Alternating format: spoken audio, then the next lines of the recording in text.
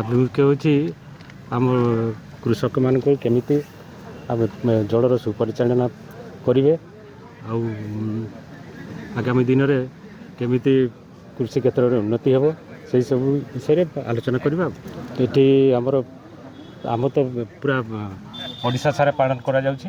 ତ ଓଡ଼ିଶାରେ ଯେତେ ଆମର ତ 70% ଅଛନ୍ତି ଚାଷୀ ଓଡ଼ିଶାରେ ସେତିକି ବେନିଫିଟ୍ ପାଇବେ।